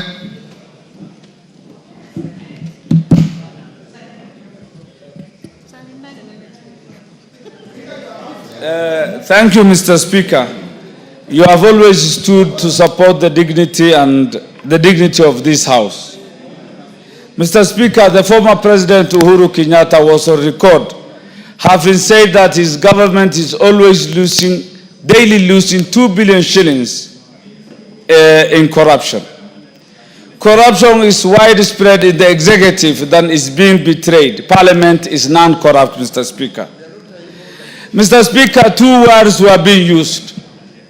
Extortion is a dirty word. It means getting money forcibly. Better corruption. Corruption means using your office or your power to at least get something. So it was very rude, unacceptable, unpalatable to call us extortionists, Mr. Speaker. Mr. Speaker, the President, Parliament, tribunals, and the judiciary laterally enjoy delegated powers as per the Constitution. There are separation of powers, and we must respect each other, Mr. Speaker. The Speaker of this Parliament is the Right Honorable Wetangula, and he deserves respect. He leads a team of members. You must be respected, and by extension, we deserve that respect. We conduct business as per the procedures and the Constitution, Mr. Speaker. Mr. Speaker, we have been behaving as if we were conveyor belts for the executive. We have been called to State House, been lectured on government policy, and we have never let down the government of the day in making sure policies were executed and laws were being acted. Mr. Speaker, we have been reprimanded most of the time using the Political Parties Act, that when we speak our mind, we were being told you will be de-whipped, you will face sanctions. I think it is time to revisit the Political Parties Act so that members exercise their discretion and their right to represent their constituents. We can no longer represent others but the people of Kenya, the sovereign, Mr. Speaker. Thank you for your kindness. Unite. We have the last 10 minutes. I gave you 5, I gave you Chunga 5. Mr. Speaker, I want to start from the onset by saying that he who alleges must prove. He who alleges must do what? Must prove, Mr. Speaker. So the burden of proof are with the people who have alleged, not with us at all. Mr. Speaker, Parliament is an institution in this country that has been created by the Constitution. And Parliament, Mr. Speaker, operates under the Constitution. It's an arm of government that every Kenyan who thinks of leadership aspires to be, Mr. Speaker. Mr. Speaker, I have said on this floor before that people think coming to Parliament is an easy thing. If all of them could try to contest for a seat, even for an MCA seat, that is when they will know what an election means. How difficult it is to come to this house, Mr. Speaker. Mr. Speaker, look at the number of people who come out, or the number of people who show interest in every constituency to become members of Parliament. There are more than 10 in every constituency. But the people of Kenya, in their own wisdom, decide to bring one person to this house, Mr. Speaker, at a time. So, Mr. Speaker, that is why members of Parliament are given the title of honorable. It's earned. You earn the title by getting first elected by the people. Then that's when you deserve to be called a honorable member. But, Mr. Speaker, people cannot demonize the institution of Parliament as a whole. If you have a problem with someone, you say it. You say, I have a problem with this and that person. But you cannot demonize the whole institution of Parliament, Mr. Speaker. Because this institution is in place to serve Kenyans. This is the institution that has direct mandate in exercising sovereignty of the people. Sovereignty belongs to the people. It can be exercised directly or through their elected representatives, Mr. Speaker. An elected representative of the people, other than the MCS, are only found in Parliament. All other, and the president who is also elected. But, Mr. Speaker, all the other people who are operating in this country, in these offices, are all exercising delegated mandates. So, Mr. Speaker, my position is, as the leadership of this House, Mr. Speaker, as the minority leader, Mr. Speaker, we will defend Parliament to death. We will defend Parliament to the last breath, Mr. Speaker.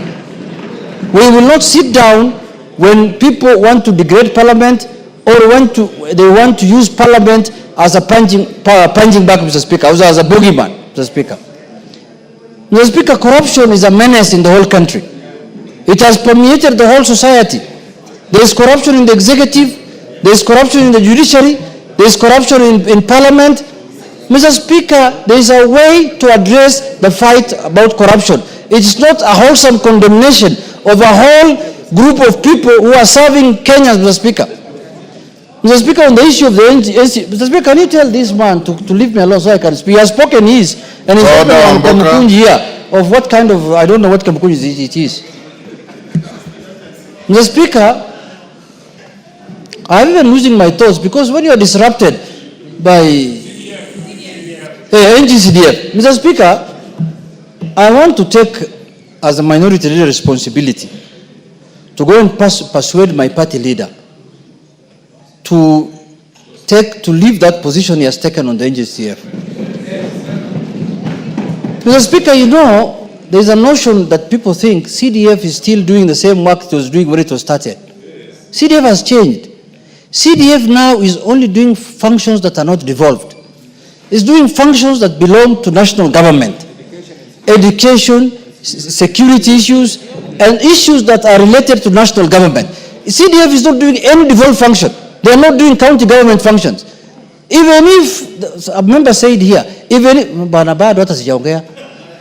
the members have said, Mr. Speaker, people have said that CDF is, even if it's not given to members of Parliament, that fund will not go to county government. It's a money that is given to members of Parliament after DORA.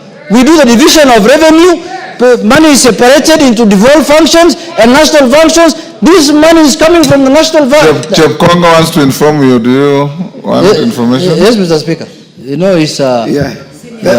Thank you very much, Mr. Speaker. I just wanted to inform the minority leader that the Supreme Court, in fact, on the 15th of August, 2025, a few days ago, rejected the application of the Senate to review the orders of the Supreme Court, which declared that NGCDF does not concern counties. And it was completely rejected.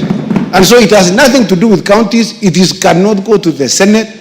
It can only be enacted in this House. Thank you, Mr. Speaker.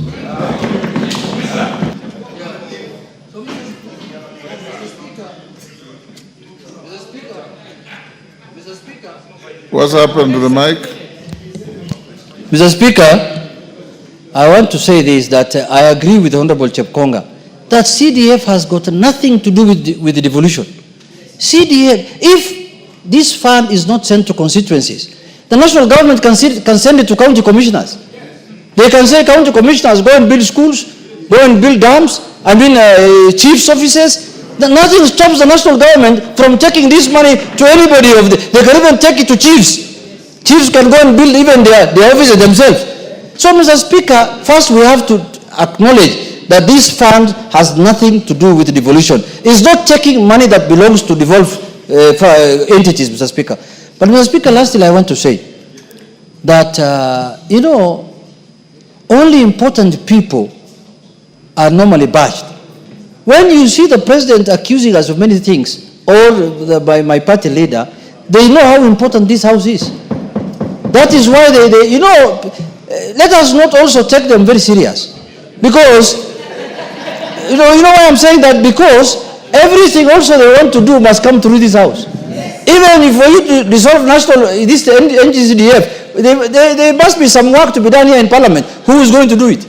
So, Mr. Speaker, let them have their say. We are going to have our way. That's the position. Let us give them the freedom to to have their say, and we also have our way. But what we know, Mr. Speaker, corruption is not peculiar to Parliament. Corruption, if it is corruption everywhere, and it must be fought in that manner. But if you want to make it sectional, Mr. Speaker, then you lose the war on corruption. But finally, Mr. Speaker, my final word is that let us come together. Let us do our functions of oversight, representation, and legislation. Mr. Speaker, we have legislated the last 2-3 years under your leadership in this House. We have passed many, and we have the power of the pass. It is us who decide which fund goes to where, as this House, Mr. Speaker. There is no taxation without representation. We have all the powers, Mr. Speaker, and you know the executive cannot operate without Parliament. They can go and say whatever they want to say outside there, but everything they will do must go through this House. Mr. Speaker, if there are allegations of corruption on anyone among us, everybody will carry his own cross. So there is no need of condemning the whole House as a group, Mr. Speaker. With those few words, Mr. Speaker, I want to say, members, don't be annoyed. We will deal with these people perpendicularly. We know how to deal with them. Just keep quiet. We will deal with them. Majority Leader. What is your point of order, Millie? Thank you, Mr. Speaker. Mr. Speaker, I don't want to interrupt the Majority Leader. But, Mr. Speaker, when Honorable Njeri has come to the House, and I know because she fears her political leaning nowadays has stopped her from speaking. But can you use your standing order number 1, especially for a lady who is young and who is emulating me, just to declare that she's exceptionally well dressed? Order, Honorable Millie Odhiambo. The Speaker can only rule you improperly dressed. I have no capacity to declare the excellence of your dress. Majority Leader, go on. Thank you, Honorable Speaker. Order, Jerry. The Speaker has no capacity to say exceptional dressing. Millie has a very sharp eye. Honorable Njeri passed just in front of me here and I hadn't noticed, unfortunately. Honorable Speaker, let me join members and maybe just start off from where Junet has I think the only exception I see is that the gracious lady is wearing something that looks like a cheetah. Or a leopard. You can be certain, Honorable Speaker, if she was here earlier, yes, she would never have recognized any of the footballers that you are mentioning from back those days. Just like the Honorable Joseph was asking who are those the Speaker is mentioning. Because they were not born by then, Honorable Speaker. But that is the beauty of this House, Honorable Speaker. And it tells you that in this House, Honorable Speaker, we have men and women, as Honorable Juneta said, who have been elected by the people to come and represent them and oversight government on behalf of the people. Therefore, Honorable Speaker, when we oversight the executive and the judiciary, because we have that singular role as enshrined in this constitution, we don't do it as a favor to anybody. not to the president, not as a favor to those serving in the executive. We do it on behalf of the people. Therefore, I want first to encourage members that nothing and nobody should instill fear in you in doing your work as members of parliament. Because you are duly elected by the people of Kenya to exercise oversight even over the executive, even the office of the president, and even the president himself. That is why this house has powers under this constitution to impeach those in the executive, and those in the executive can do nothing to remove you from this house. Absolutely nothing. Because that is how we crafted our constitution, Honorable Speaker. Honorable Speaker, I have listened to many of the contributions, and let me take particular interest to what the Honorable Otiende Omolo said. That we have a Powers and Privileges Committee in this House, Honorable Speaker, which fortunately is chaired by none other than yourself. This Powers and Privileges Committee has the powers and a singular mandate to receive complaints, as Honorable Otiende Omolo said, from whatever quarter against any member of parliament who may engage in any manner of impropriety, whether within the precincts of parliament or outside parliament, Honorable Speaker. It is not fair to condemn the house in its entirety, Honorable Speaker. We have young members like Honorable Njeri, Honorable Joseph, who just joined this house the other day, Honorable Speaker. We have older members like the Honorable Keinan, the father of the house, who has been here for a long time, and yourself, Honorable Speaker. When this house is condemned, you are condemned. The Honorable Keinan is being condemned. The Honorable Njeri and Joseph here are being condemned. Honorable Speaker, if there are people who have suffered, I am among those people who have suffered immensely from this condemnation. I was a sponsor of that bill the Honorable Murugara was speaking about as leader of the majority. I saw yesterday when figures of 150 million shillings were mentioned that relate to the Senate. There are people who went on social media to say, oh, that is the 150 million Kimani Ichung'wah used to purchase I don't know what where. Honorable Speaker. No, this time they didn't mention a chopper, they were mentioning shares I invested in a bank. But I have invested an investment I have made, Honorable Speaker, from money I have borrowed from our own parliamentary circle and my other circle in Muhasibu. Fortunately, Honorable Speaker, when they banded those stories, thinking they are maligning me, the share price of NHIF has risen by 2 shillings. And therefore that investment, by the very essence of their maligning stories, has gone up. And today I can liquidate them, pay off my loan, and walk home with a clean, tidy amount, tidy sum. But you cannot vilify me for that. Nobody should vilify any member of parliament because they are members of parliament, Honorable Speaker. When we vilify one person in this house unfairly, we are vilifying the institution of parliament. And we must protect and defend as strongly as we can the integrity, not of even ourselves as individuals, but of the institution of parliament. Because this institution is there to oversight. And we cannot have...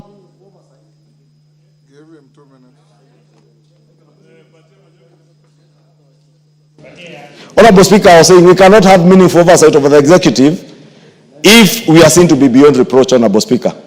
Let us use our Powers and Privileges Committee to ensure, Honorable Speaker, if by any chance there is any one of us, and I say any one of us, Honorable Speaker, including myself, who, Honorable Speaker, as a Swahili would say, aliye na tuhuma yoyote, let them be before the Powers and Privileges Committee and also before the investigative agencies like EACC, so that they may take action so that we protect the institution of parliament, Honorable Speaker. Two, Honorable Speaker, on the question of what is provided for in Article 94 to 96 of our Constitution, and I don't want to repeat what has been said about the powers of the House, in the our sister House in the Senate, to oversight national revenue that is going to the counties. I think it is a matter, and I said it yesterday, Honorable Speaker, in that meeting, that it is a matter that is explicitly provided for in the Constitution. We cannot amend this Constitution by vilifying the institutions of parliament, whether it is the National Assembly or the Senate. Let us just purpose to live by the tenets of this constitution. Honorable Speaker, NGCDF. Again, NGCDF is vilified and attacked in this fashionable thing to attack members of parliament. NGCDF does not belong to members of parliament. The Kikuyu NGCDF does not belong to Kimani Ichung'wah. Neither does the Eldas NGCDF belong to the Honorable Kenan Mohammed. Adan Kenan. Honorable Speaker, NGCDF belongs to the people of Kenya, to the constituents who have elected us to come and represent them here. We oversight NGCDF just like any other fund in government. Honorable Speaker, when the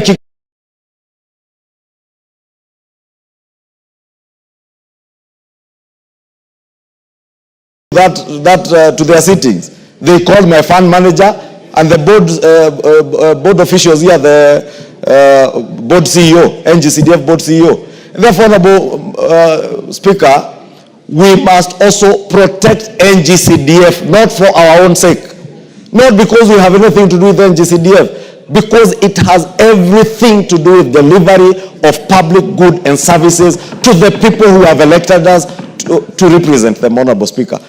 And let me just conclude by saying, Honorable Speaker, we would have no business being the people's representatives if we have nothing that we can oversight those that have been charged by the people of Kenya to hold public funds in their trust. Then we have no business being members of parliament if we can't oversight. We will have no business being members of parliament if you will be able to go to your constituency. You will find at a time like now when it is cold and rainy, a school latrine has sunk or a roof has been blown away, and you cannot influence anything, Honorable Speaker, with the NGCDF committees to ensure that you make good the lives of the people who have elected you. We must protect NGCDF with our blood and our souls, Honorable Speaker, in this house. We must. And we must tell everybody, Honorable Speaker, even those who are in the county governments, Honorable Speaker, and we have said it numerously, we are not in competition with the county governments. NGCDF, as Chepkonga has said, the new NGCDF Act of 2015 makes it very clear what role NGCDF plays in education, in security, Honorable Speaker. We amended the act here the other day, Honorable Speaker, to even remove the contentious issues that were there before, like sports, and we removed them, Honorable Speaker, because we want to live and abide by what is provided for in this Constitution. Therefore, Honorable Speaker, let me say, we must, as a House, stand together, stand strong, and walk with our heads high, Honorable Speaker, if you have nothing to be suspicious of anything you do. Finally, Honorable Speaker, let me ask ourselves, the things we say, the things we do out there also portray something of us. The things that were said here of the finance bill last year, Honorable Speaker, that members were being paid to vote this and that, Honorable Speaker, those are the things that lower the dignity, we keep saying, lower the dignity of this House and entertain even those who are vilifying and entertaining things being said against us, Honorable Speaker. I beg, Honorable Speaker, to end there, and thank you. Honorable members, let me thank you as a House, particularly the Honorable Murugara and Honorable Wandeto, for having found it within their powers and necessary to bring the statement and the motion which I didn't approve, but which I informed the House and allowed Honorable Wandeto to have the first bite. Honorable members, as your Speaker, I shall always be your first and last line of defense to your integrity and to the dignity of this House. I want to encourage us, in the words of the Honorable Minority Leader, as leaders, we cannot insulate ourselves from criticism, both fair and unfair, because that's the cost of leadership. When you are in leadership, you fall under the category of what one writer says, that when you meet people, 30% will like you without even hearing anything from you or knowing who you are. 30% will hate you without knowing who you are or hearing anything from you. It is now up to you to convince the remaining 40% to like you or to hate you. That is the paradox of life. And I want to encourage us as a house of leadership to be above irritations, to be above any temptations to have a short fuse on issues, because you are leaders. And when you are a leader, you cannot sit there and expect to hear only things that please you. You also hear things that don't please you. And sometimes when we hear things that don't please us, they raise us to a higher calling to ensure that things are done differently. I always advise that when something is said against you, if it is not true, you ignore it. If it is true, you do something about it. Then we move on. There was a very high state of anxiety and anger. Many members called your speaker, expressing displeasure, expressing anger, and wondering what direction we are headed. But that we have had an opportunity to speak. And to those who haven't spoken, I'm sorry, the time was not enough. We can't all speak on the same subject. And to members like the Honorable Salasia, when we have a motion like this, the Speaker gives priority to members who are regularly here. If you are not regularly in the House, you are unlikely to get the favor of the Speaker to speak simply because this is topical. There are members who sit here for hours waiting to speak. Sometimes they don't even get the opportunity to speak. Those are my priority. If Dr. Nyikalo was in the country, I know he's out in Japan. He's like the new Martin Shikuku. The Speaker always found Martin Shikuku in the House and left him in the House. And for the entire afternoon, you'll never see Martin Shikuku even responding to a call of nature. He'll just be sitting there doing the business. So I encourage you, young Salasia, spend more time here. You'll catch the Speaker's eye when matters. But if you choose to prosecute parliamentary business on TikTok, then the House will deal with matters differently. I want to say this, honorable members, as we come to a conclusion of this. I think Jeanette said it very well. Everybody has their say, you have your way under the Constitution. You hold the power of the past, you legislate. Even the next motion is going to deal with your authority over an executive order that is not in compliance with the law. That is the power you have. And that's the power the Constitution has given you. So I want to urge all of us here that our integrity must be beyond reproach. We must be like Caesar's wife, whom nobody could suspect. And I want to say, honorable members, that given what has been said, what you know, and what goes on, this House has sufficient mechanisms under the Constitution and under the law, whether it's conflict of interest law, whether it's leadership and integrity law, whether it is powers and privileges law, or anti-money laundering, all those to handle issues that come before us. And I want to assure you that I have received some letters about members that I would have presented to the agencies on different things. Sometimes I call you, I talk to you, and you correct your ways. Let's also uphold our integrity.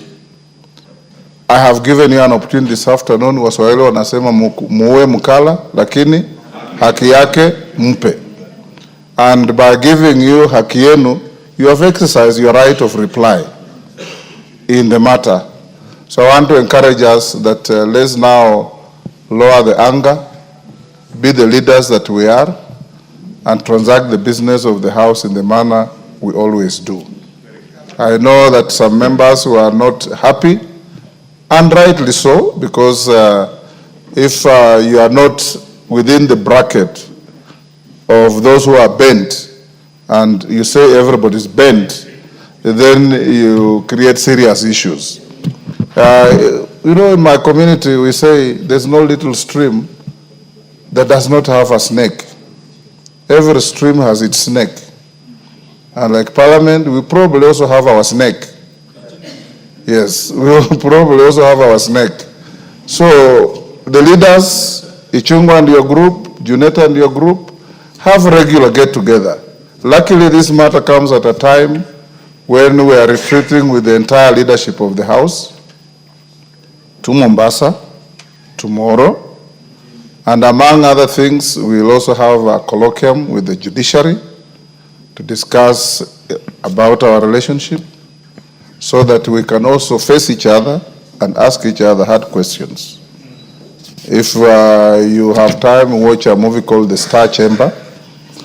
The Star Chamber, where beyond formal decisions, there are decisions on issues, so that you can be able to also look at each other in the eye and tell each other the stark truth, that you know what I know, and you know I know what you know, and going forward, let's not act in a manner that says, don't say, don't ask.